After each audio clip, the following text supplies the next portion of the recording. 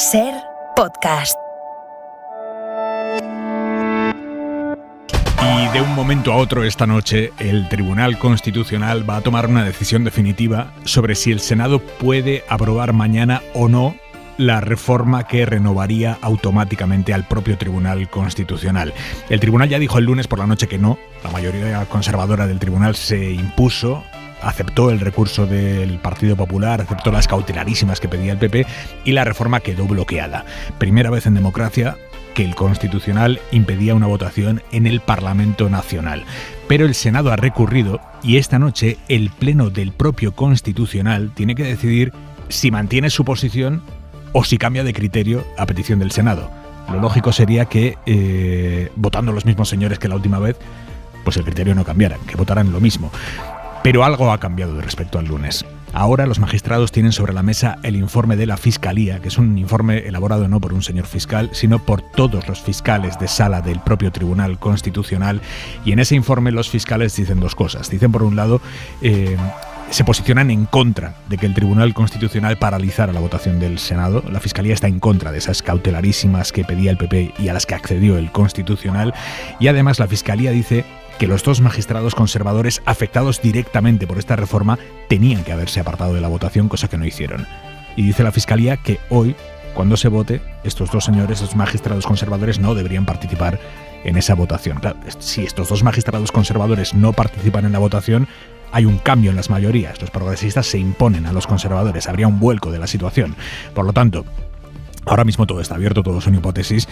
A esta hora, de hecho, lo más probable es que la mayoría conservadora del Constitucional vuelva a tumbar la tramitación parlamentaria de la reforma. Ahora bien, si lo hace ahora, si hace esta noche lo mismo que hizo el lunes, ahora lo estaría haciendo ya no solo contra el criterio del máximo jurista del Tribunal Constitucional, experto en derecho parlamentario, 30 años de experiencia, ya no solo lo estaría haciendo contra el criterio de la directora de los servicios jurídicos del Senado, que es una funcionaria de solvencia reconocida por todo el mundo y que ha firmado este informe, este recurso del Senado, sino que lo estaría haciendo también si hoy el Pleno del Constitucional mantiene su decisión de vetar la tramitación de las enmiendas que presentaron los partidos del gobierno, lo estaría haciendo también en contra del criterio de los fiscales de sala del propio Tribunal Constitucional, que sospechosos izquierdistas no son. Esta es la situación ahora mismo aquí en España. Vamos a contactar con Miguel Ángel Campos en unos minutos, pero es que ahora mismo hay otra noticia fuera. Hay una imagen que está sucediendo en este momento en Washington. Biden y Zelensky están reunidos en este momento en la Casa Blanca. Es el primer viaje de Zelensky fuera de Ucrania desde que empezó la invasión y es una imagen, como digo, potentísima. Biden y Zelensky ahora mismo en el despacho Oval, además a punto de comparecer ante la prensa. Pablo Morán, buenas noches. ¿Qué tal, Aimar? Buenas noches. La imagen de una calurosa bienvenida que le ha brindado Biden a Zelensky junto a la chimenea encendida del despacho Oval de la Casa Blanca, sí. Ha alabado el coraje de la población ucraniana que inspira al mundo, según Biden, especialmente ahora que Rusia está utilizando el invierno como arma de guerra. Ha sido ahí cuando el presidente norteamericano ha comunicado personalmente a Zelensky que le entrega una batería de misiles de defensa avanzada para mejorar sus capacidades frente a esa ofensiva del Kremlin en marcha contra las infraestructuras críticas. Son los sistemas Patriot que Kiev lleva meses pidiendo, pero el apoyo que ha trasladado Biden trasciende a ese material concreto. Le ha dicho a Zelensky que le seguirán apoyando hasta conseguir una paz justa para Ucrania.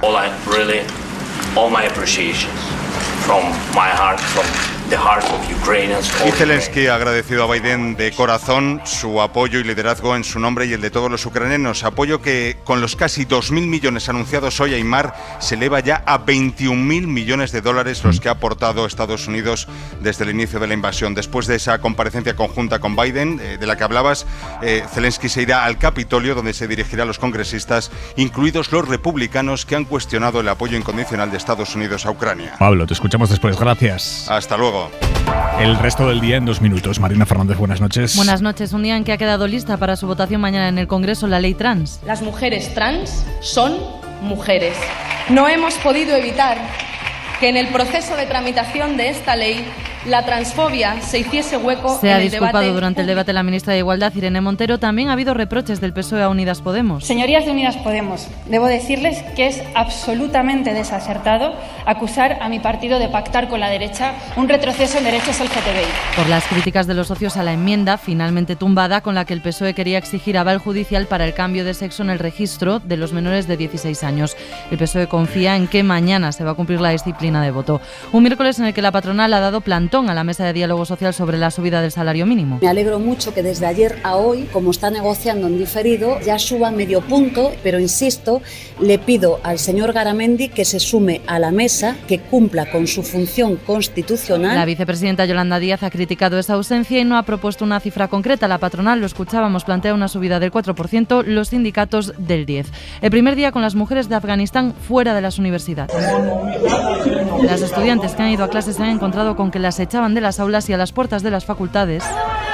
Estudiantes y profesores han protestado por esta prohibición de los talibanes a la que se ha referido aquí la ministra Robles. Leíamos con horror que a las mujeres en Afganistán se les impide ir a la universidad.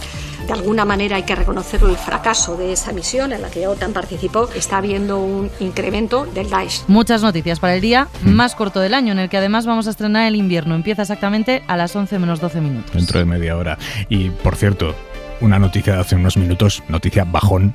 Alcarrás acaba de quedar fuera de la carrera hacia los Oscar, Marina. La película de Carla Simón, ganadora del Oso de Oro en la Berlinale, en el Festival de Berlín, se ha caído en el primer corte, en la primera criba. Así que un año más el cine español no va a tener representación en los Oscar en la categoría de Mejor Película Internacional. Hay tres cortos españoles, Tula, Plastic Killer y All in Favor, que siguen de momento en esa carrera. En la mesa del análisis de Hora 25, Daniel Bernabé, buenas noches. ¿Qué tal? Buenas noches. Fernando Garea, ¿cómo estás? Hola, buenas noches. E Isabel Morillo, buenas noches. ¿Qué tal? Buenas noches. Y en la contra de Hora 25, Javois, ¿cómo estás? ¿Qué tal, Aymar, querido? ¿Bien? Mira que si toca el número de la SER mañana y tú sin décimo. Yo sin décimo. Desde hace unos años, ya 4 o 5 años, no tengo lotería de Navidad, no la compro. Ninguna. Por lo tanto, paso la mañana del 22 deseando de forma muy tímida, sin muchos aspavientos, que no os toque a vosotros. Ni en general a nadie que tenga un boleto que debería o podría tener yo. Es decir, yo quiero que os toque, yo quiero todo el bien del mundo para vosotros, pero que os toque con el número que comprasteis en Fuengirola. O sea, tú lo que no quieres es que nos toque el número de la radio, que nos toque el número de la familia. El número que no compré yo por pereza o por no haber pasado por ahí, efectivamente, que os toque cualquier otra cosa. Y no compro, por eso te digo, no por principios ni nada, no suele surgir. A veces las cosas, si no te las ponen delante, no te molestas en buscarlas.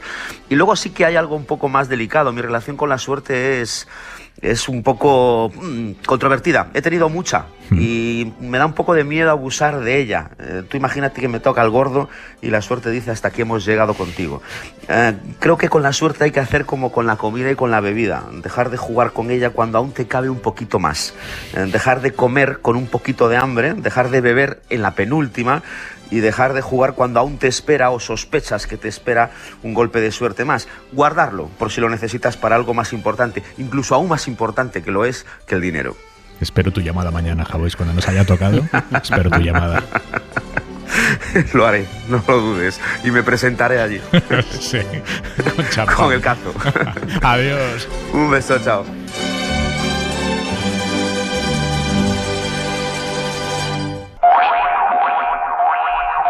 Miguel Ángel Campos, buenas noches. Hola, buenas noches, Aymar. Campos, ¿qué sabemos de lo que está pasando ahora mismo dentro del Pleno del Tribunal Constitucional? Poca cosa. Casi 3 horas llevan los 11 magistrados del Constitucional cerrados a cal y canto. No, ríete, pero es la verdad. Poca cosa sabemos de momento. Están, la verdad es que las fuentes secas a esta hora. Deben resolver los magistrados, Aymar. Eso sí, nos trasladan que hay tensión en el debate.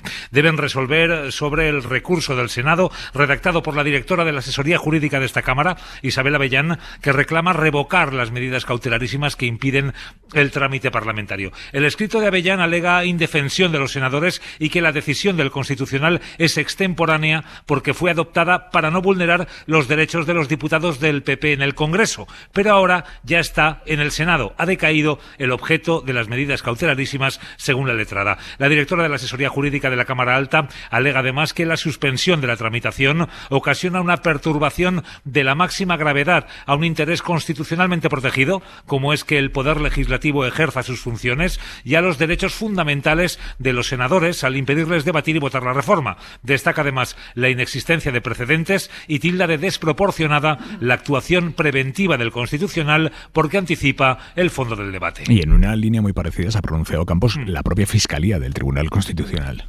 Sí, un informe ha presentado, un informe además, Aimar, que no lo rubrica cualquiera, ¿eh? Lo firma el fiscal jefe del Constitucional, Pedro Crespo, de gran prestigio en la carrera fiscal, tras debatirlo con su Junta de Fiscales de Sala, tras debatirlo y consensuarlo con una decena de fiscales más. Informe muy crítico y contundente en el que el fiscal jefe pide que el presidente del Constitucional, Pedro González Trevijano, y el magistrado Narváez sean recusados. Dice el fiscal que es incuestionable su vinculación directa con el objeto de la decisión y que está afectada su apariencia de imparcialidad, literal. El fiscal jefe afirma además que el recurso del Senado está bien fundamentado y critica la cautelarísima adoptada por el Pleno del Constitucional. Sostiene que se ha adoptado con premura, sin precedentes, y en este sentido se detiene en el ejemplo enarbolado por los conservadores para justificarse, el del procés, para desautorizar este argumento. Recuerda el fiscal que cuando se prohibió una comparecencia en el Parlamento se hizo en un contexto de previa declaración de inconstitucionalidad del objeto sobre el que se proyectaba aquella comparecencia, las leyes de transitoriedad.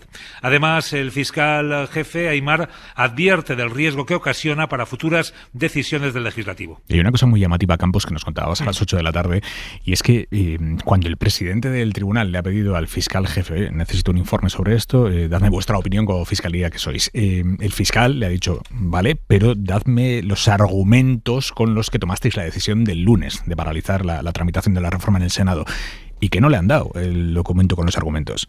Tal cual, solo le han dado la parte dispositiva, como ha sucedido también con el Congreso y con el Senado.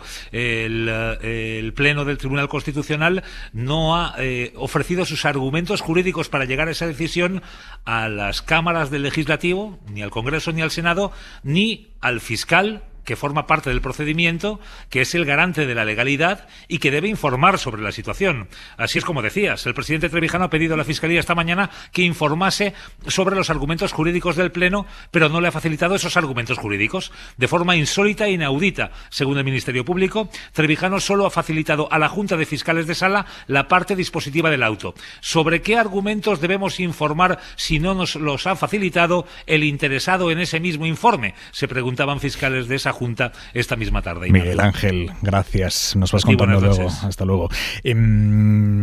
Este pulso institucional ha marcado de arriba abajo el cara a cara esta tarde entre Sánchez y Feijóo en el Senado. El señor Feijóo lleva 9 meses en la política nacional. 9 meses. ¿Y qué es lo que ha conseguido? Todo un hito en la historia democrática de este país, que es enmudecer a las Cortes Generales. Esa es la gran aportación del Partido Popular de Feijóo. Enmudecer a las Cortes Generales. Pues mire, a pesar de que intenten que el Parlamento no hable, ya les garantizo yo que el Parlamento va a hablar, y va a hablar claro y alto. Va a hablar, se entiende, a través de la proposición de ley que están negociando los partidos del gobierno con el resto de partidos progresistas para intentar hacer, ahora ya sí, con toda la pulcritud parlamentaria, lo que habían intentado meter a través de unas enmiendas a una ley orgánica que no tenía nada que ver. Le ha contestado Núñez Feijóo. Señoría, deje de provocar. Usted quiere la sumisión de los poderes del Estado y yo quiero la democracia plena en mi país. Esa es la diferencia entre usted y yo.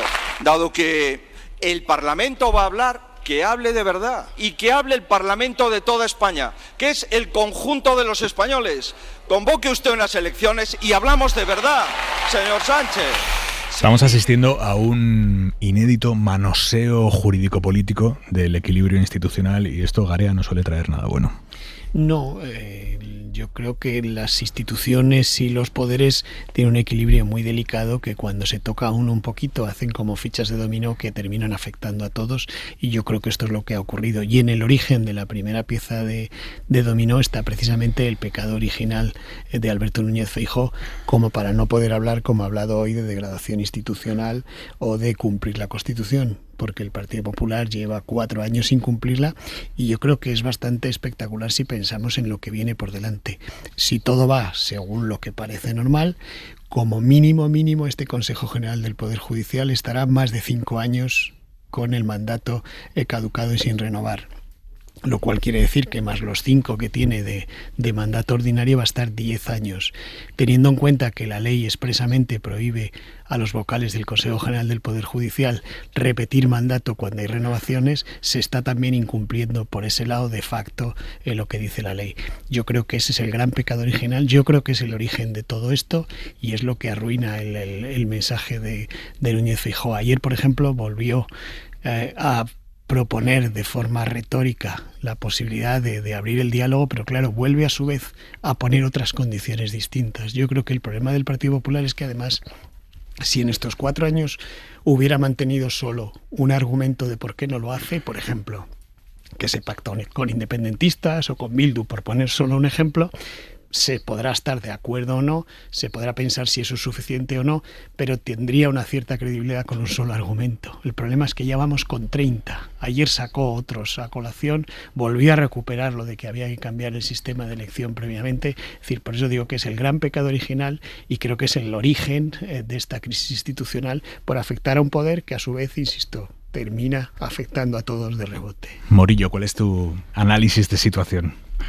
Hombre, yo creo que por más que el PP al término de la intervención de Feijóo nos haya trasladado que están muy satisfechos, que han visto estupendamente al líder del partido y que están contentos por cómo está discurriendo todo y además apelando al CIS, que nunca se lo creen, pero hoy sí, porque claro, evidentemente les beneficia el dato de que siguen recortando distancias y reforzándose frente al PSOE y que la reforma del Código Penal castiga a Pedro Sánchez. Yo por más que nos cuenten eso y además lo dicen con rotundidad, yo a Feijóo no lo veo del todo cómodo en el papel que desempeña. O sea, yo creo que hoy, por ejemplo, en el cara a cara con el Senado ha sido muy duro contra Sánchez con frases muy rotundas como esta de ha pisado usted el acelerador en la degradación de las instituciones y tal, pero hay un argumento que mencionaba Garea que es irrebatible e irrefutable, y es que si hablamos de incumplir la Constitución, el primero que está incumpliendo la Constitución es el PP, porque efectivamente el origen de todo esto es la obcecación del PP a no renovar, o sea, la oposición a no renovar el Consejo General del Poder Judicial, y de ahí vienen todos los males. El gobierno, pues el gobierno tampoco tiene una situación nada fácil, pero nada fácil. Todo este ruido político a mí me parece que al final lo que crea, por más que nos intenten también trasladar con optimismo, que esto al final consolida, cohesiona o agrupa todavía más, cierra las filas del grupo del bloque progresista en el Congreso y que esto va a ser bueno para movilizar a su electorado. Yo creo que en el fondo todo este ruido crea desafección de la política, o sea, desmoviliza al electorado. Y con eso también juega el PP, porque precisamente lo que leían hoy en el CIS es que sigue habiendo trasvase un porcentaje importante de votantes socialistas a las filas del PP y que hay desmovilización en las filas del votante socialista, ¿no? Total, que al final este manoseo de la Constitución yo creo que no beneficia absolutamente a nadie, y cuando se den cuenta unos y otros no sé si será reparable o no.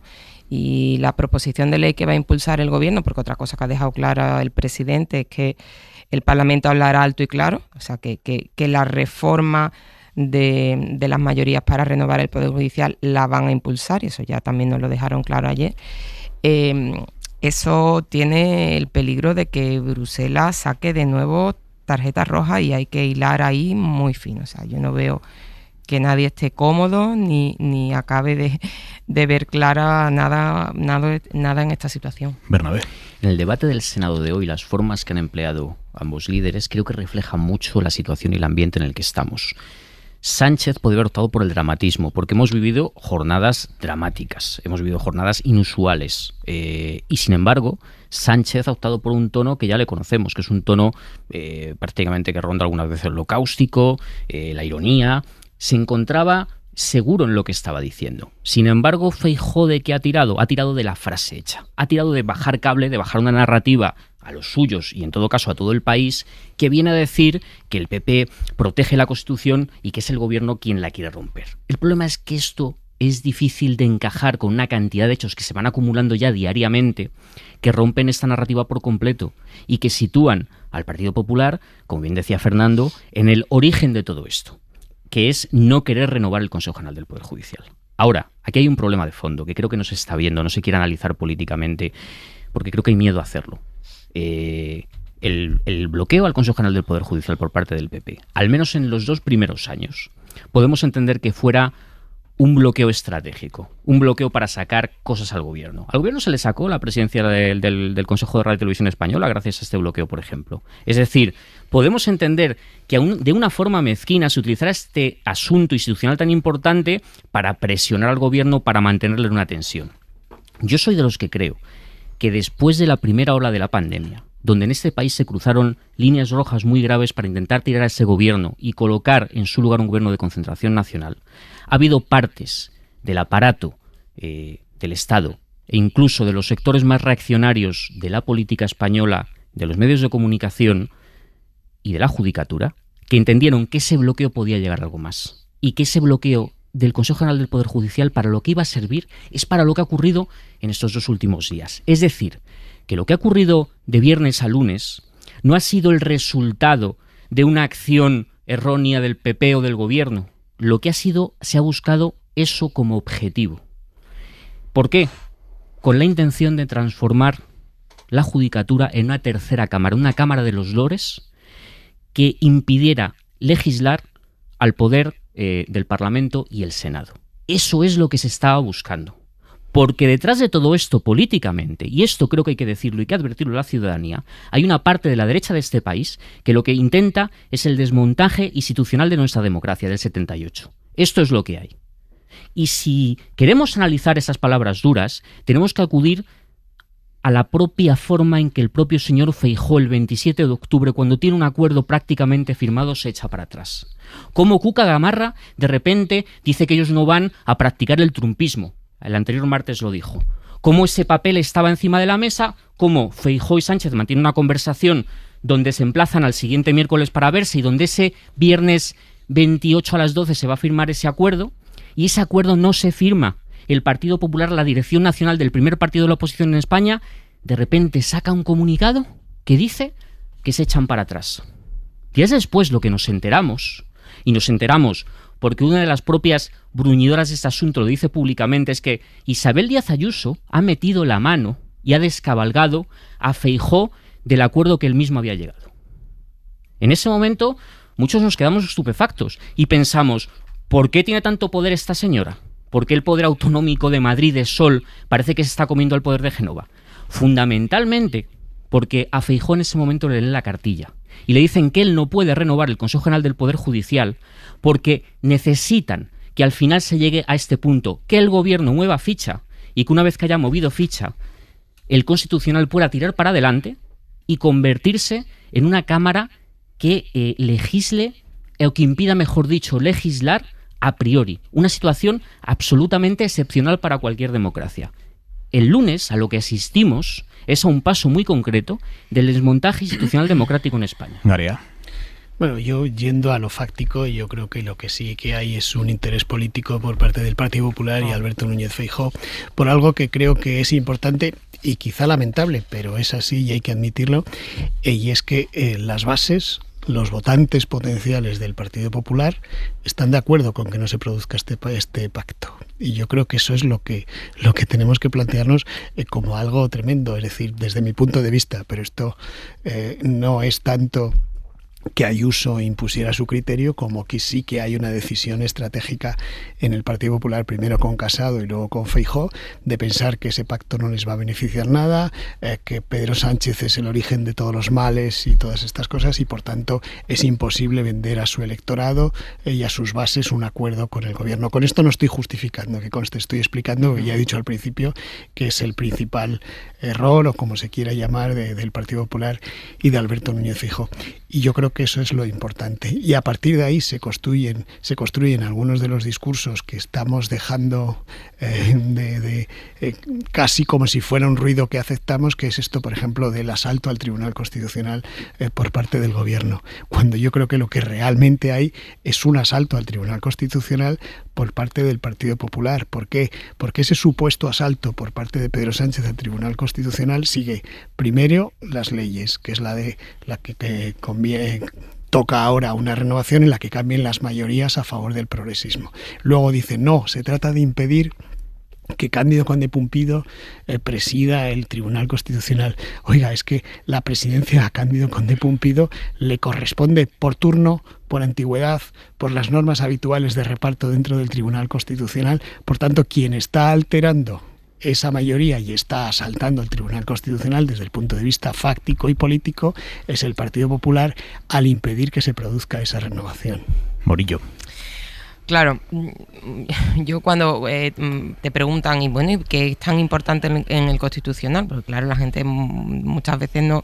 Yo creo que hay que ir al fondo, claro, es que el PP se garantiza por una vía que es el incumplimiento de la ley, tener una mayoría que no le corresponde, según lo obtenido en las urnas en 2019, en un tribunal que tiene sobre la mesa que decidir sobre la ley del aborto, sobre la ley de la eutanasia, sobre la educativa. Es decir, son asuntos de mucha enjundia y de mucho calado.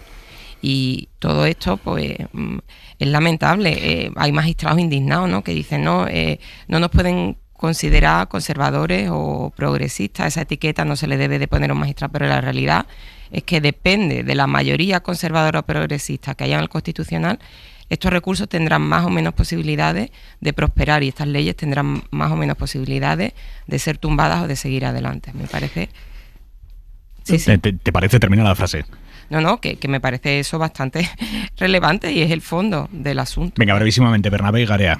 Esos argumentos que Fernando y Isabel han dado son ciertos. Es verdad que el PP necesitaba de esta narrativa, es verdad que se pueden paralizar leyes, pero creo que no son suficientes. Creo que las leyes se paralizan a posteriori, después de que ocurra el asunto, y creo que todo este dislate no se está montando únicamente por lo que se puede hacer desde el Constitucional, sino por el mero hecho de poder hacerlo y demostrar que con un solo diputado, sin ganar elecciones, se pueden controlar las cámaras desde fuera. Fugaz, Garea. Bueno, dicho lo cual, una vez establecido quién es el principal responsable, creo que con suficiente dureza hay que decir que por parte del Gobierno ha habido unas actuaciones equivocadas en la forma de tramitar esta ley, que no es una forma aislada porque llevan la legislatura tramitando leyes de forma, digamos, poco conveniente. Otra cosa es si eso es suficiente como para paralizarlo, pero lo están haciendo y creo que también es muy criticable y lo comentamos aquí, el momento en el que precisamente los magistrados elegidos por el Gobierno para presentar ante el Tribunal Constitucional son nada menos que un ministro de Justicia de ese mismo Gobierno y un alto cargo de Moncloa, prácticamente pasando directamente de Moncloa al Tribunal Constitucional. Yo creo que eso no empecé la responsabilidad fundamental del Partido Popular. Al Gobierno le vamos a preguntar en unos minutos aquí, en Hora 25. Dos cositas. Pilar Alegría, ministra de Educación y Formación Profesional, portavoz del Partido Socialista. Buenas noches. ¿Qué tal? Muy buenas noches. Gracias. Encantada de estar de nuevo en esta casa. Gracias por venir a Hora 25, ministra. Gracias. Ahora mismo está reunido el Pleno del Tribunal Constitucional y están decidiendo si aceptan o no el recurso del Senado. Sabe que el Senado dijo, no, nosotros tenemos derecho a seguir votando, a seguir tramitando y votando las enmiendas que metieron los partidos del Gobierno para renovar el Tribunal Constitucional. ¿Ustedes creen, el Gobierno confía en que esta vez sí el Tribunal Constitucional haga lo contrario a lo que hizo el lunes y permita que mañana se voten en el Senado esas enmiendas? Pues evidentemente a estas horas desconozco, ¿no?, cuál va a ser el resultado de este pleno del Constitucional, pero en fin, sería deseable, saben ustedes, ¿no?, la posición que manifestamos cuando conocimos el fallo del Constitucional desde el respeto, ¿no?, que siempre le hemos dado. No compartimos en absoluto esa decisión y lógicamente ojalá, ¿no?, nos retrotrajéramos a una decisión que desde luego en fin, no habíamos visto, absolutamente inédita en estos 44 años de democracia. Incluso los propios servicios jurídicos del Senado describían esta decisión como, en fin, absolutamente extemporánea y que, lógicamente, nadie se atrevía a traducir la solución que nos podía, al camino, ¿no?, que nos podía llevar este esta resolución judicial. Pero ¿cuál es el análisis que hacen ustedes de lo que ha pasado ahí? Quiero decir, de lo que ha llevado a la mayoría conservadora del Tribunal Constitucional a paralizar por primera vez en la democracia preventivamente una votación del Parlamento español. Primero, yo creo que nos lleva a una situación de absoluta gravedad, como le decía, y sobre todo una situación, creo que impensable, porque evidentemente, el Tribunal Constitucional, frente a recursos de constitucionalidad que se ha podido plantear por los partidos políticos, emite una resolución, pero plantear una decisión preventiva que lo que provoca es impedir a un Senado, a un Parlamento votar, es difícilmente explicarlo a través de las palabras. Ahora, a ese paso, digamos, o a ese final, no se llega por casualidad. Es decir, aquí yo creo que me decías, ¿cuál es la reflexión? Bueno, pues vayamos al punto de partida. Y yo el punto de partida lo llevo directamente al 2018. Es decir, todo esto que estamos viviendo y conociendo estos días, para mí el punto de partida es el no reconocimiento de la victoria electoral del Partido Socialista por parte del Partido Popular. El no reconocer la legitimidad de este gobierno por parte del Partido Popular. El no reconocer la legitimidad que tiene el Congreso y el Senado para poder legislar. Porque así, entre otras cosas, lo han decidido los ciudadanos de nuestro país. Porque los diputados y los senadores que se sientan en ambas cámaras no están ahí fruto de la casualidad. Están fruto de un resultado electoral. Y tampoco han reconocido la legitimidad del Poder Judicial porque llevan 4 años bloqueándolo. Claro, cuando tú quieres conseguir por la puerta de atrás lo que los ciudadanos no te han dado en las urnas, tenemos resultados como el que hemos conocido. Porque el Partido Popular lo que ha pretendido hacer durante toda esta legislatura y siempre que ha podido es utilizar al Tribunal Constitucional para luego recortar derechos que nos han dado leyes aprobadas en ese Congreso y en ese Senado. Pero los magistrados conservadores del Constitucional se están dejando utilizar. Bueno, lo que no se está produciendo es lo que dice nuestra Constitución, que es una renovación del Poder Judicial. Porque, mire, los diputados y los senadores se sientan en las distintas cámaras porque los ciudadanos les votan. Pero la justicia también emana del pueblo, también emana de la gente. Y lo que dice la Constitución es que las mayorías del Consejo General del Poder Judicial y del Tribunal Constitucional se tienen también que fundamentar por lo que las urnas han dado. Y, por tanto, lógicamente, eso no se está produciendo, porque hay una parálisis institucional desde hace 4 años. Hoy ha dicho el presidente Sánchez esta tarde en el Senado que el Parlamento, a pesar de lo que le ha llamado este veto, él dice el Parlamento va a hablar alto y claro. Exactamente qué va a hacer el Parlamento. Quiero decir, ustedes van a impulsar, los partidos del gobierno van a impulsar una proposición de ley que incluya lo que incluían estas enmiendas que el Constitucional ha paralizado, exactamente lo mismo. Yo desde luego lo que tengo claro efectivamente que el Parlamento va a hablar y lo que el Parlamento va a hacer es buscar la fórmula de vida para cumplir con la Constitución. ¿Y esa cuál sin es? lugar a dudas. ¿Pero cuál es? Pues desde luego hay muchas posibles. Una de ellas es como se está trasladando a lo largo de estos días en distintos medios de comunicación. En primer lugar, esto también desde el respeto le diré que le corresponde al Poder Legislativo y, por tanto, a los grupos parlamentarios entrar en conversación para salir de esta situación de bloqueo, que puede ser a través de distintas fórmulas, bien sea una proposición de ley, bien sea cualquier otro tipo de fórmula, le corresponde a ellos. Pero aquí lo importante... Claro, pero no me hable de ellos como si fueran ajenos, quiero decir, usted es la portavoz del PSOE. Sí, no le hablo ajeno, pero efectivamente acaba usted de decirlo y lo conocemos todos. Ahora mismo está reunido el Tribunal Constitucional, no conocemos tampoco el auto que va a salir de esta reunión, de este pleno. Ahora, lo importante es que el Parlamento, en este caso, los grupos parlamentarios, permitan, faltaría más, que el Parlamento hable. Que el Parlamento hable y, sobre todo, salir de esta situación de bloqueo y que se permita cumplir con la Constitución. ¿Para cuándo calculan que puede la vía B que van a tomar ahora una vez que el Constitucional ha tomado las enmiendas? Bueno, pues los plazos, lógicamente, si el Parlamento habla, el siguiente paso sería, evidentemente, poder conseguir que ese bloqueo se desbloquee lo antes posible. Ministra, pero es que se pone un críptico del si el Parlamento habla. Claro. ¿Qué quiere decir eso? O sea, ¿cuál es la vía en la que están trabajando como prioritaria? Luego entiendo que tendrán plan B, C o lo que sea, pero ahora mismo ¿en qué están trabajando?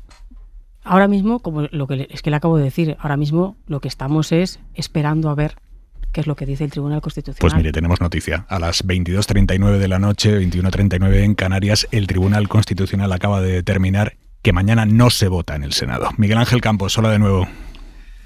Hola, de nuevo, así es, acaba de concluir ahora mismo el Pleno y efectivamente ha hecho valer de nuevo la mayoría conservadora su peso en el Tribunal. No se han aceptado las recusaciones solicitadas por la Fiscalía, 6-5, el mismo resultado, por 6 votos a 5, se ha desestimado el recurso del Senado y por lo tanto continúan en vigor las medidas cautelarísimas y por lo tanto mañana no podrá realizarse ese trámite parlamentario en el Senado.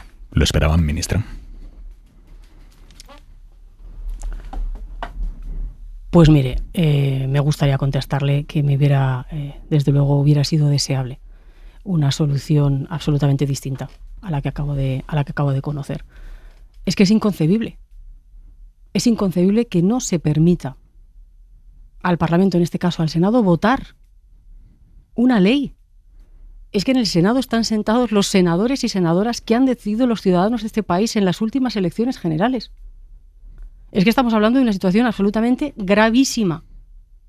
Gravísima. Esto es como, por no hablar de nadie, voy a hablar de mí misma. Yo soy ministra del Gobierno de España y mi mandato tiene también una fecha de caducidad, que la decide el presidente del Gobierno o unas próximas elecciones generales. Bueno, pues es como si yo decidiera, y además me voto a mí misma, que vote lo que voten los ciudadanos en el mes de diciembre del 2023, yo me quedo de ministra del Gobierno de España. Y por tanto, obvio por completo la soberanía popular y el voto de la gente.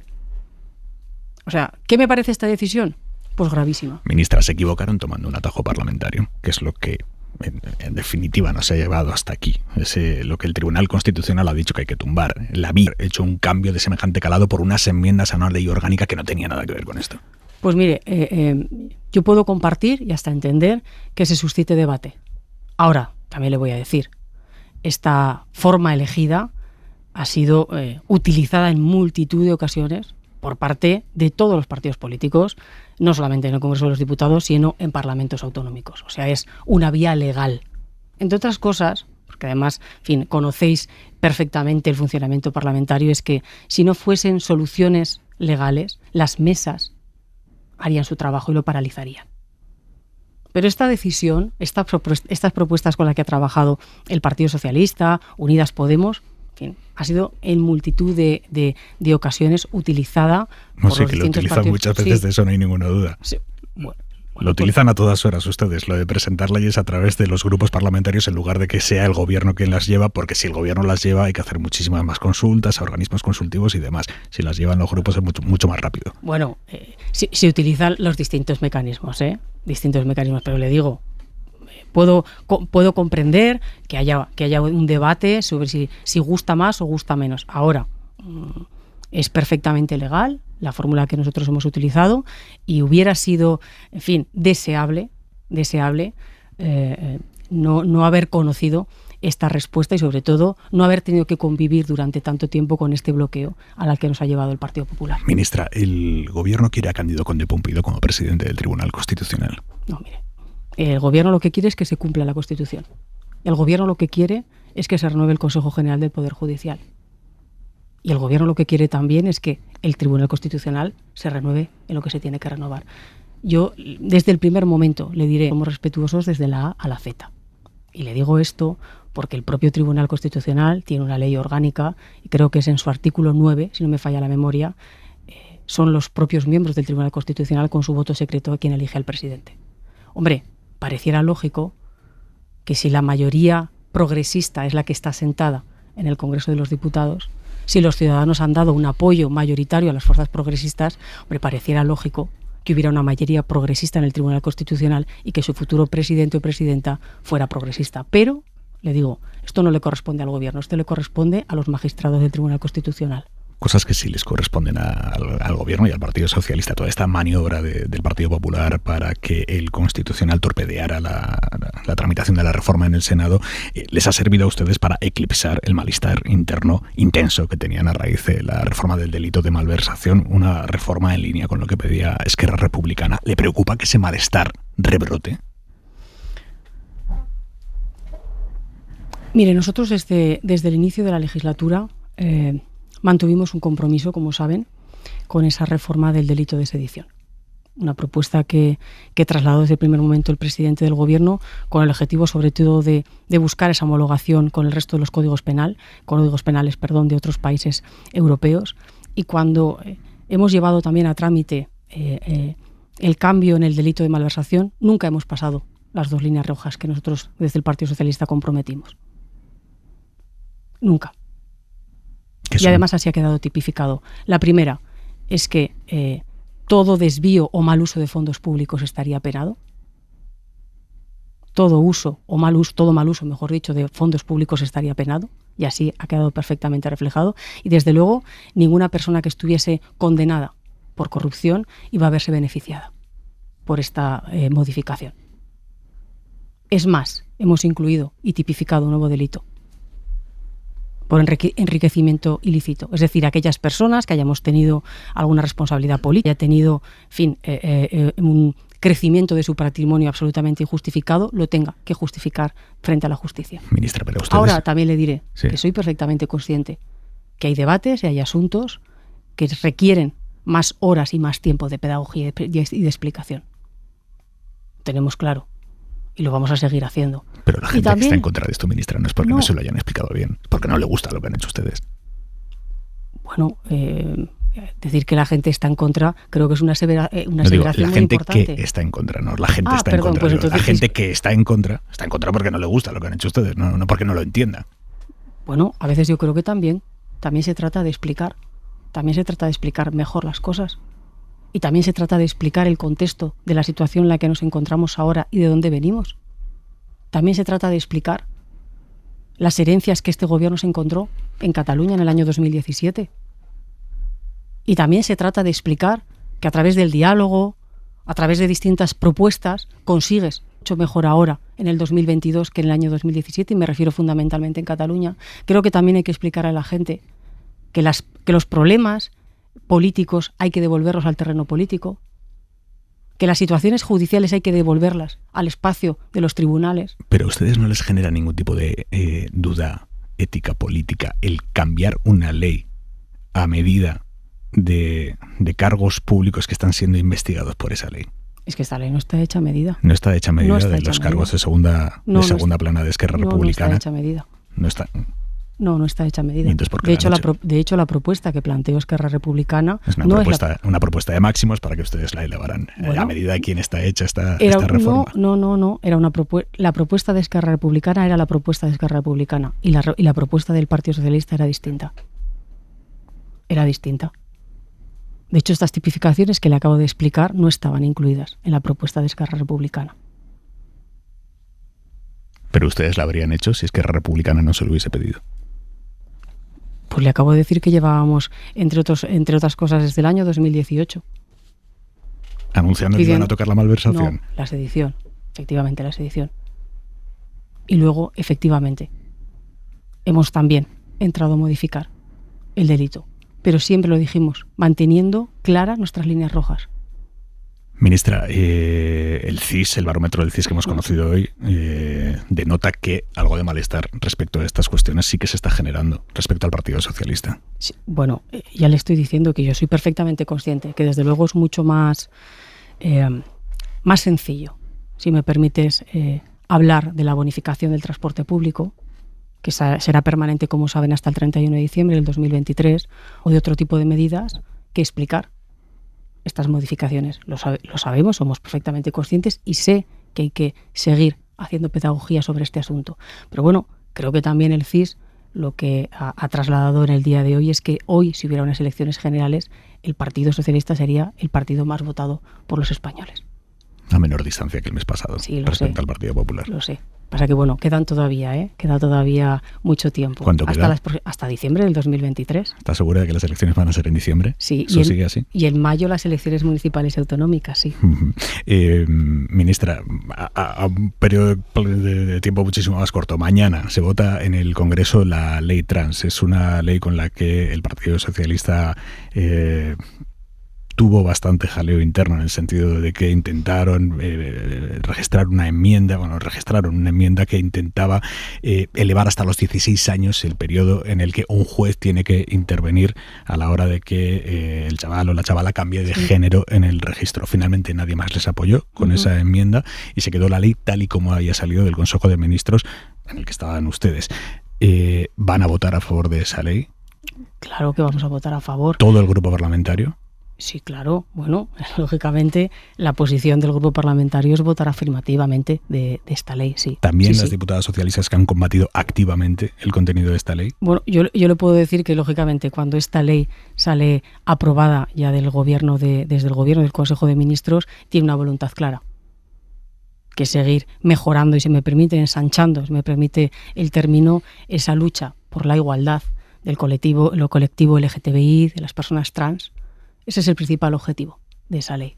Es verdad que, como bien usted indicaba, nosotros introdujimos esa enmienda porque entendíamos que mejoraba esa ley, que incluso le daba mayor seguridad jurídica, especialmente a los niños y niñas de esas edades de 14 y 16 años, pero la democracia es así. Planteamos esa enmienda y, efectivamente, como usted ha indicado, ningún grupo la apoyó y, por tanto, decayó. Pero sí, lógicamente, es una ley que lleva el sello del Partido Socialista y mañana, cuando haya que refrendarla y votarla, el Grupo Socialista va a votar positivamente de esta ley. Lo que pasa es que usted me acaba de decir, metimos esa enmienda para darle mayor seguridad jurídica. ¿Eso quiere decir que la ley que van a votar mañana va con menos seguridad jurídica? No, porque nosotros entendíamos, desde el Grupo Socialista entendíamos que le dábamos una mayor seguridad, especialmente pensando en los niños y las niñas de los 14 a los 16 años. Y así lo explicamos y así lo defendimos a través de nuestra enmienda, porque queríamos mejorar y reforzar nuestra ley. No nos apoyaron, no salió adelante y, por tanto, pues como sucede en la práctica habitual parlamentaria, cuando no consigues los apoyos, pues no sale adelante nuestra enmienda. Y ahora bien, esa ley nació, como bien decías, de este gobierno y tiene el cuño y el sello del Partido Socialista, y sí, mañana la vamos a votar positivamente, claro que sí. Ministra, ¿cuándo van a saber los alumnos que han empezado bachillerato este curso cómo va a ser su examen de selectividad, el que harán en 2024? Bueno, pues los que están este año han empezado el segundo de bachillerato, tranquilidad absoluta, porque no tendrán... Los de primero. Pues mire, nosotros ya cuando empiecen, estos estudiantes cuando empiecen segundo de bachillerato, ya tendrán exámenes, distintas pruebas, distintos exámenes para saber cómo va a ser el examen al que se enfrentarán en el verano, en junio del 2024. Las primeras pruebas competenciales que vamos a introducir en las distintas materias será efectivo en junio del 2024 y, por tanto, ya al inicio del segundo de bachillerato, ya los estudiantes tendrán distintos ejemplos de distintos exámenes para saber a lo que se van a enfrentar en verano. Su ministerio ha decidido aplazar un año más los cambios en la EBAU, incluida la gran novedad que era la prueba de madurez. Lo han aplazado porque lo pedían muchas comunidades, hasta 15 comunidades, muchas de ellas gobernadas por su propio partido. ¿Tan verde estaba la nueva EBAU? No, simplemente nosotros planteamos un documento de trabajo. Y desde luego creo que cuando se plantea un documento de trabajo y tienes voluntad y ganas de debatir y mejorarlo, tienes que aceptar las distintas mejoras que en este caso nos han llegado por parte de 15 comunidades autónomas. Cuando hemos hablado con los estudiantes, cuando hemos hablado con distintos organismos, nos hemos dado cuenta que era la mejor solución plantear un año más de prórroga para seguir dando esa nueva EBAU que será efectiva ya en verano del 2028. Oye, ustedes dicen que es inviable hacer una EBAU única, como pide el PP y como pide parte de la comunidad educativa, por motivos jurídicos por un lado y porque las autonomías fijan el temario y al final, si cada autonomía fija parte de su temario, es imposible hacer una prueba única, pero se puede homologar más, hacer una prueba más parecida en toda España. Sí, se puede, igual que lo hacemos con los currículos educativos. Al final, el Gobierno de España va a plantear, si me permite, un esqueleto y luego serán las comunidades autónomas y las universidades quienes irán vistiendo ese esqueleto. ¿Cómo se hace? Pues desde ya tenemos grupos de trabajo en el que además hemos dado la posibilidad, como no puede ser de otra manera, que las distintas comunidades autónomas y las universidades nos pongan a trabajar a responsables y expertos de las distintas materias para generar esas pruebas base que puedan utilizar lógicamente todas las comunidades autónomas y las distintas universidades, y de la misma manera vamos a homologar también la evaluación. Es decir, no solamente la prueba que tendrán que hacer los chicos y las chicas, sino también cómo se puntúa y cómo se evalúa esa prueba. Ministra, al principio de año, en 2022, si hubiésemos hecho esta entrevista, yo habría empezado preguntándole por materia educativa y habría sido el centro de la entrevista, la materia educativa, porque usted a principios de año era era ministra de Educación y Formación Profesional. Ahora es también portavoz del Partido Socialista. ¿Usted ha ganado o ha perdido con esto? Bueno, tengo dos responsabilidades, ¿no? Tengo, como por cierto, le pasa a un número muy importante de políticos y políticas de este país. O sea, la mayoría que tienen cargos institucionales, presidentes, presidentas, tienen también cargos orgánicos en sus partidos. No lo mediría por ganar o perder. Simplemente es una responsabilidad que además yo le diré que, en fin, la intento desarrollar de la mejor manera que soy capaz, y además me siento muy, muy orgullosa de ser una de las portavoces de mi partido. ¿Le preocupa quemarse políticamente? ¿Achicharrarse con tanta exposición? Nunca me veo dentro de ese tipo de códigos o preguntas, y me explico. Creo que cuando te dedicas a lo que te gusta, cuando tienes la posibilidad de defender y construir un proyecto que creo que es fundamental, que es importante, ese tipo de preguntas yo la verdad es que no me las hago. Tengo el enorme honor y fortuna de poder, como digo, participar de un gobierno en el que creo que además sinceramente se están adoptando medidas y soluciones absolutamente fundamentales. Acabamos de aprobar, fíjate, esto parece que ya haya dejado de ser noticia, acabamos de aprobar los terceros presupuestos en tiempo y forma. Un presupuesto que recoge, pues mire, medidas tan importantes como una subida de un 8,5% de las pensiones, que quiere decir que los pensionistas de este país van a empezar a recibir una media de unos 100 euros más al mes. Bueno, pues medidas tan importantes. Lo que han subido los precios.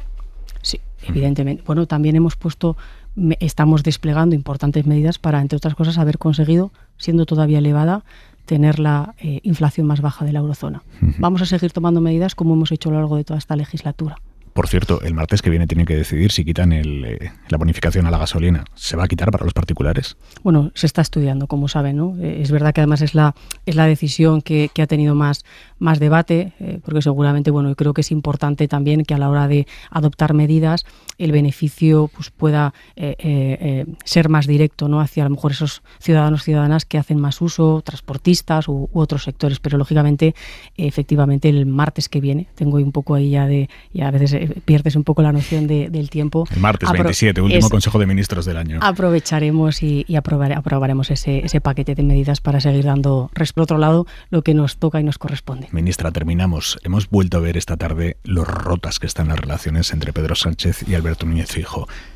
Tan rotas están entre el PSOE y el PP, quiero decir, hay una interlocución entre partidos, aunque sea segundo a tercer nivel. ¿Hay algún tipo de diálogo entre los dos principales partidos en España? Pues la verdad que sería bien interesante que hubiera mayor diálogo, porque creo que los ciudadanos lo verían con muy buenos ojos. Mire, saben que llevamos desde hace mucho tiempo también planteando, ¿no?, esa reforma de la Constitución, especialmente sobre todo el artículo 49, ¿no?, para quitar el término disminuidos. Ojalá el Partido Popular se sume a este consenso. Ahora, le voy a decir algo, y con esto no quiero, digamos, echar la piedra en el tejado ajeno, pero no deja de ser llamativo y curioso que cuando el Partido Popular está en la oposición, el clima de crispación y de división sube de una manera absolutamente exponencial. Y también le diré, no creo que sea casual. Creo que el Partido Popular sabe perfectamente que esa crispación, que el insulto, que esa división, que ese clima genera desmovilización. Y eso creo que ellos entienden que les va bien como partido, pero lo que no nos va bien es como sociedad. Hay hay comunicación con otro PP, otros liderazgos del PP que no sean los de la calle Génova, quiero decir, con Juanma Moreno en Andalucía, con Isabel Díaz Ayuso en Madrid, no lo sé. Pues mire, no sé si me permitirá, si estamos ya terminando la entrevista, me decía, ¿no? Casi. Sí. Pues esta mañana me he juntado con la presidenta, que he estado en un acto con ella visitando el Hospital Niño Jesús. ¿Se han reunido? No nos hemos reunido, porque además he tenido la sensación de que no le caigo muy bien. No, porque me ha visto y ni me ha saludado. Entonces, bueno, ha sido curioso, ¿no? Porque además yo estaba ya hablando con el gerente del hospital y ha llegado ella y ni la mano ni nada. Entonces yo he pensado, bueno, independientemente de que no compartamos nada desde un punto de vista ideológico, lo cortés no quita lo valiente, ¿no? Y la educación por delante. Pero bueno, dicho esto... ¿Le ha negado proactivamente el saludo? Bueno, no me lo ha dado. Ya está, no me lo ha dado, simplemente... Protocolariamente, ¿esto cómo funciona? ¿Ella debería haberle saludado a usted? Bueno, yo no creo que haya un protocolo, yo creo que hay... tú llegas a un sitio y estoy yo, ¿no? Pues llegas y me saludas. Creo que esto está por encima del protocolo, esto es la normalidad, el mínimo gesto de educación, me parece a mí. Pero bueno, oye, ya ha llegado y estaba hablando allí con el gerente del hospital, al gerente le ha dado la mano, le ha saludado. Bueno, a mí ha habido un rato ya que se ha cruzado la mirada y sí, ¿no? Entonces he pensado, creo que no le caigo muy bien. Pero bueno, más allá de esta cuestión, sí que lógicamente luego en las distintas comunidades autónomas, en los distintos parlamentos, oye, en algún caso, como bien sabéis, el Partido Socialista está en la oposición, intentando, por cierto, hacer una oposición constructiva, porque es decir, que tan importante es, lógicamente, los papeles de los gobiernos es muy importante, pero el papel de la oposición no es nada desdeñable, ¿eh?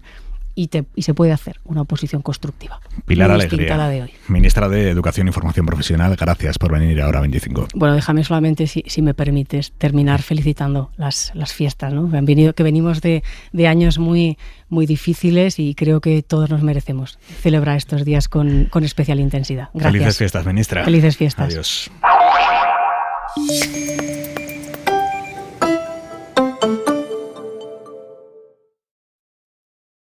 Únete a la Comunidad 25. Opina a través del WhatsApp del programa en el 638 77 47 43. Hora 25. Aimar Bretos. Titular de la entrevista a la ministra. Bernabé, empiezo por ti. Yo creo que una de las frases contundentes que ha dicho la ministra Alegría ha sido exactamente que el origen de esta crisis se sitúa en el no reconocimiento del Partido Popular a la victoria electoral. Ella ha dicho 2018, pero creo que se refería a 2019, ¿no?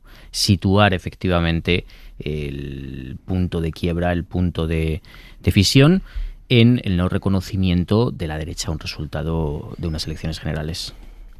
Es inconcebible que no se permita al Parlamento votar. Esta es la frase que ha utilizado la ministra Alegría. Fernando.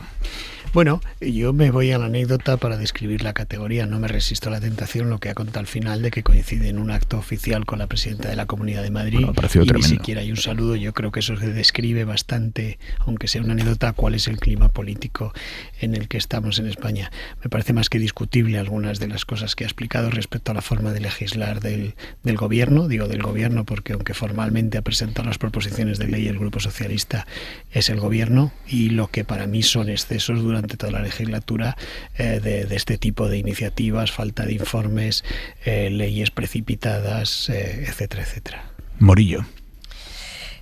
Bueno, pues yo por no repetir, a mí me llama la atención la contundencia con la que el gobierno sigue insistiendo en que mantienen las líneas rojas, cuando sabemos que en realidad no es así, que nos han mareado con mensajes contradictorios hasta el último minuto, y después la admisión de que hay un desgaste en la decisión de reformar el Código Penal. Ella misma ha admitido que no es cómodo explicar esto, que es mucho más fácil para el gobierno hablar de que se prorroga el abono del transporte, claro, lógicamente, ¿no? Yo creo que en ese paquete de medidas que se va a aprobar el martes 27 en el Consejo de Ministros, el gobierno quiere volver a tomar oxígeno para retomar el discurso de ayuda de ayuda a la sociedad ante la crisis de inflación y todos los momentos difíciles económicos que se viven. Y de hecho Pedro Sánchez por la mañana ha jugado un papel muy distinto en el Congreso al que por la tarde le hemos visto en el Senado, porque por la mañana ha sido creo que ha tenido un tono mucho más moderado y ha hecho una primera introducción muy centrada en lo que de verdad se supone que le interesa a la gente en la calle, ¿no? Que es que le ayuden a vivir un poquito mejor en su día a día. Por cierto, sobre las medidas económicas que se van a tomar en los próximos días, semanas, está la subida del salario mínimo interprofesional. Hoy ha sucedido algo muy llamativo y es que la patronal ha dejado plantado al gobierno y a los sindicatos en la reunión en la que se tenía que decidir cuánto va a subir el salario mínimo el año que viene. Ha mandado un papel con su propuesta, que es subirlo un 4%, menos de lo que plantean los expertos, pero no han mandado a nadie a la mesa de la negociación. Es la primera reunión a este nivel de la que se ausentan. Es una ruptura anunciada la semana pasada. La COE dijo que trabajo no era de fiar por una enmienda de la ley de empleo que da a la Inspección de Trabajo más poder, más control sobre las causas de despidos colectivos. Esto supuso cierta ruptura la semana pasada, pero hoy la COE no ha ido a una reunión de este calado en la que se decide la subida del salario mínimo, Bernabé. No, y además teniendo un historial en esta legislatura de negociación colectiva muy notable, tanto que se alcanzó la reforma laboral hace un año. Hace un año estábamos viendo cómo COE, sindicatos y Ministerio de Trabajo estaban dando luz a la nueva legislación laboral. Claro, en este año, ¿qué es lo que ha sucedido? Bueno, ha sucedido varias cuestiones. Una, que Garamendi se tuvo que enfrentar a un proceso de elección dentro de la propia COE, que ganó al final sin dificultades, pero que le hizo situarse más a la derecha, en las posiciones más difíciles para lograr el diálogo social, pero sobre todo yo creo que hay una cuestión de fondo, y es que la COE está empezando a adoptar algunas veces medidas que parece que van en contra de lo que son las necesidades de sus propios de las propias empresas que lo integran, ¿no? Yo he insistido por aquí alguna vez, no se entiende que la mesa para lograr lo que son los incrementos salariales, para fijar el sueldo de los convenios, esté rota por parte de la COE, cuando eso está llevando a muchas empresas a tener que soportar huelgas, que al final consiguen el aumento más o menos que hubieran tenido con el acuerdo. Entonces no se entiende esta situación de bloqueo. Lo que ocurre que respecto al salario mínimo interprofesional hay que decir primero que no es un tema de acuerdo social, porque es potestad exclusiva del gobierno aprobarlo. Dos, es un poco levantarte de la mesa, pero un poquito solo, porque dices no voy formalmente a la reunión, pero envío mi propuesta, que por cierto va más allá que la que el día antes hacía la propia COE respecto a la subida en el salario mínimo. Luego es una ruptura de aquella manera. Y luego, por último, por fijar el contexto, yo, siguiendo el razonamiento que tú haces de qué ha cambiado, lo que ha cambiado fundamentalmente es que antes el Partido Popular y la COE tenían estrategias completamente diferentes. Yo creo que del balance de la legislatura hay que decir que la COE ha hecho un gran trabajo en cuanto a los acuerdos sociales y ha apoyado algunas cosas, como por ejemplo la reforma laboral, en contra de la posición que mantenía el Partido Popular, y lo que ha cambiado es que a partir de marzo, cuando se produjo el golpe de Estado dentro del Partido Popular y Feijóo tomó el mando del partido, Feijóo, una de las cosas que fijó como prioridades es estrechar la relación con quien podrían ser sus aliados naturales, como puede ser la COE, y a partir de ahí la COE, Garamendi, tiene una posición más identificada con la del Partido Popular y por tanto más resistente a ese tipo de acuerdos. Pero insisto, creo que seríamos injustos si no alabáramos el papel que ha hecho la COE en toda la legislatura. Los sindicatos, por supuesto, también, el Ministerio de Trabajo, pero creo que la COE específicamente. Por cierto, Morillo, cuentas en el Periódico de España que la Junta de Andalucía les retrasa la extra de Navidad a 50.000 sanitarios por falta de fondos. Sí.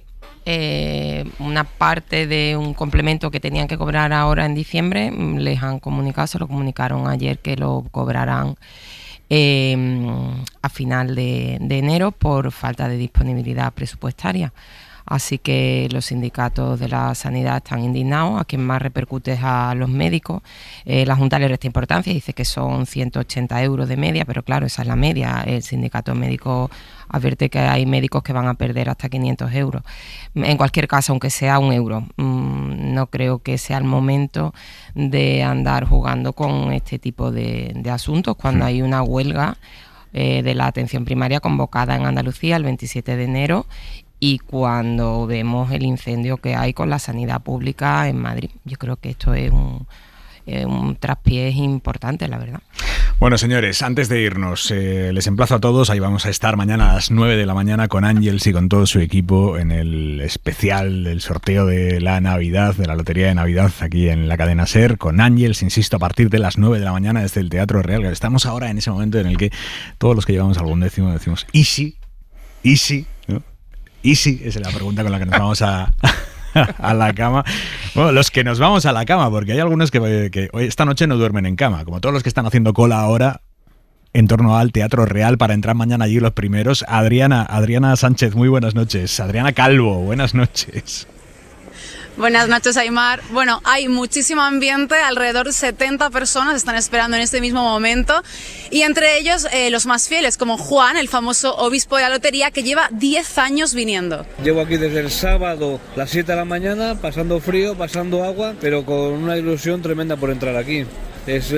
También están Olatz y Silvia, que han sacrificado la fiesta de Santo Tomás de San Sebastián para viajar hasta aquí. Que yo era mi ilusión desde pequeña, estar ahí dentro y con ganas de que nos toque el gordo. Y estamos con la chistorra. Lo veíamos siempre por la tele y decíamos, pues teníamos que venir, y aquí estamos. Aquí hay mucha Vemos a muchas personas con mantas y sillas para pasar la noche y otras con disfraces. Yo soy Superloto, que represento a la Lotería Nacional. Yo represento a la agencia tributaria, yo vengo de Agencia T. Yo soy Thor décimo y represento como el dios del décimo. Y yo soy Eurowoman y represento al euro.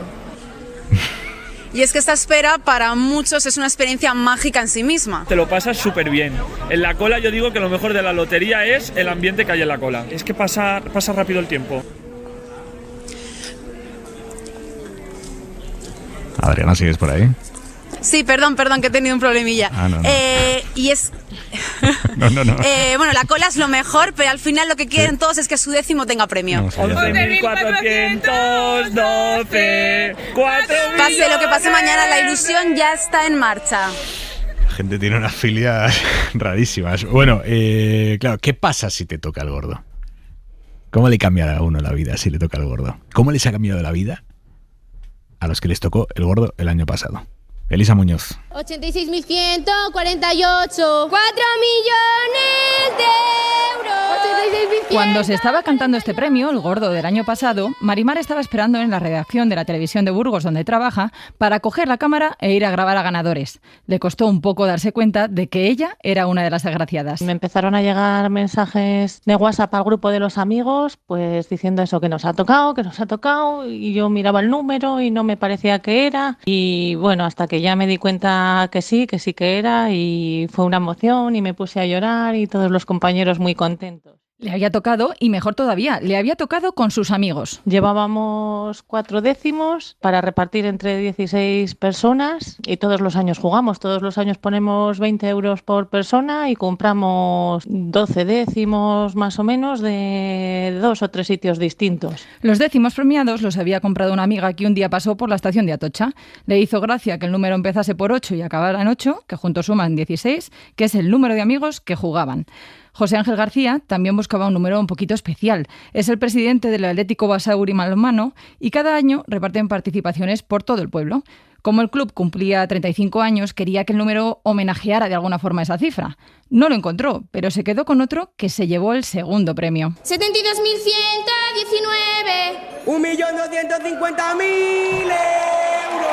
Ese club de balonmano repartió el año pasado 154 millones de euros. El día del sorteo, Basauri era una fiesta. Ese día fue un poco locura. Yo personalmente, desde que me hacen la primera llamada, pues ya prácticamente no puedo soltar el teléfono pues durante todo el día. A la 1 de la mañana prácticamente pues estaba atendiendo también al programa de radio del Larguero. Israel fue uno de los que vendió participaciones del club en su panadería de Basauri y afortunadamente se había quedado con 2. No ganó mucho dinero, pero llegó en el momento justo. Me vino bastante bien porque justamente estaba mi mujer embarazada, teníamos que cambiar de vehículo y andábamos con un presupuesto bastante ajustadillo, así que bueno, pues ya que nos tocó, en vez de pedir un poquito más, tuvimos que pedir un poquito menos y elegir un poquito mejor. Los tres coinciden en que la vida no les ha cambiado realmente, pero han pasado un año mejor de lo esperado. La cantidad a repartir han sido 80.000 euros cada uno, que bueno, sirve para dormir un poco más tranquila, pues quitarte parte de encima de la hipoteca o cuando se te estropea una cosa poder arreglarla sin problema, así que no es una cantidad muy grande, pero te deja estar más tranquila. Israel sigue trabajando desde las 4 de la madrugada todos los días del año y cuando cierra la panadería siempre hace lo mismo. Suelo dejar algo de los restos que me queda de lo que voy haciendo que no se puede vender. Al día siguiente está bueno, pero no se puede vender, así que lo pongo en la puerta y con una bolsita, y hay días que igual tengo que volver a bajar porque vivo enfrente y cuando bajo al de 10-15 minutos ya ha desaparecido la bolsa. Quizá mañana cambie la suerte para algunos de los que recogen ese pan. Suerte a todos mañana. Lo dicho, lo vivimos juntos a partir de las 9 con Ángels en Hoy por Hoy. Punto y 25. Soledad Gallego Díaz. Un secretario de Estado norteamericano confesó una vez en una entrevista que lo que más le quitaba el sueño era malinterpretar una decisión o una frase de un interlocutor, porque esa malinterpretación solía desencadenar una catarata de decisiones y contradecisiones incorrectas y cada vez más peligrosas por parte de él mismo y de su interlocutor. Lo difícil era parar, serenarse y recapacitar, tan difícil que casi nadie lo hace. Obviamente, quien tomó hace 4 años en el Partido Popular la decisión de bloquear la elección de nuevos miembros del Consejo General del Poder Judicial y los propios miembros del Consejo que aceptaron continuar en sus cargos pese a haber caducado su mandato, no partían de una mala interpretación, pero sería interesante saber si llegaron a intuir a dónde podrían llegar 4 años después y la gravedad de la crisis institucional que iban a provocar. Porque si nos paramos, nos serenamos y recapacitamos, llegaremos todos a una misma conclusión. Todo esto se hubiera evitado y se podría solucionar aún si el Partido Popular aceptara la renovación del Consejo General del Poder Judicial o si todos los miembros del Consejo con mandato caducado decidieran unánimemente seguir a su expresidente Carlos Lembes y marcharse de una vez a su casa. Pero para eso hay que tirar del hilo y aceptar que tanto el PP como los miembros del Consejo son los responsables de esta situación. Punto y 25. Y nos vamos con El Bien de Viva Suecia, que es una de las 20 mejores canciones nacionales de este año 2022 que termina, según los compañeros del programa Fuego y Chinchetas que han publicado en cadenaser.com. Tienen la lista entera en cadenaser.com. Yo he de reconocer que había algunas que no conocía. Pero bueno, por lo demás estoy bastante de acuerdo con la selección de Fuego y Chinchetas. Bernabé, Garea, Morillo, hasta la semana que viene. Buenas noches y felices fiestas.